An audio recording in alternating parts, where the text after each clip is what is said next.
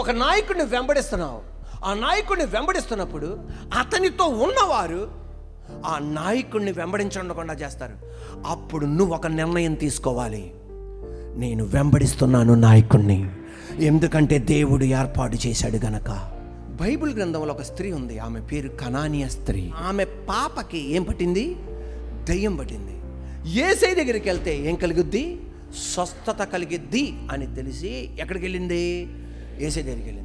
యేసయ్య దగ్గరికి వెళ్ళి దావీదు కుమారుడిని యేసు నన్ను కరుణించు, దావీదు కుమారుడిని యేసు నన్ను కరుణించు అని కేకలు పెట్టగానే యేసయ్య యస్సు అనట్లా, నో అనట్లా. అప్పుడు శిష్యులు ఏమన్నా తెలుసా? అయ్యా ఆమెని పంపించేసే. వీళ్ళు ఏమన్నారు తెలుసా? అమ్మా ఆయన యస్సు అనట్లా, నో అనట్లా, నువ్వేం చేసే? వెళ్ళిపో. యేసయ్య శిష్యులే ఒక అన్యురాలైన స్త్రీని యేసయ్య దగ్గర నుండి ఏం చేస్తున్నారు? దూరం చేస్తున్నారు. కొంతమంది విశ్వాసులు పాస్టర్ల యొక్క బ్రతుకు ద్వారా యేసయ్య దగ్గర నుండి ఏమైపోతున్నారు? దూరం అయిపోతున్నారు. కొంతమంది విశ్వాసుల యొక్క బ్రతుకు ద్వారా ఎవరి దగ్గర నుండి దూరం అయిపోతున్నారు?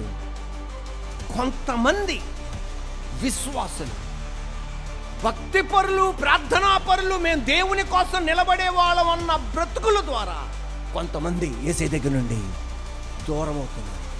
కానీ ఈ కనానీయ స్త్రీ మాత్రం, నేను వెంబడించేది మిమ్ములను కాదు, నాయకుడిని వెంబడిస్తున్నాను. హల్లెలూయా! ప్రపంచంలో ఎవరు దూరపరిచినా ఆ నాయకుడు ఎవరో నాకు తెలుసు. పేతురన్న మిమ్మల్ని చూసి కాదు నేను వెంబడించింది, తోమా అన్న మిమ్మల్ని చూసి కాదు నేను వెంబడించింది, యాకోబన్న మిమ్మల్ని చూసి కాదు నేను వెంబడించింది, యోహానన్న మిమ్మల్ని చూసి కాదు నేను వెంబడించింది, నేను ఆ నాయకుడిని చూసి వెంబడించా.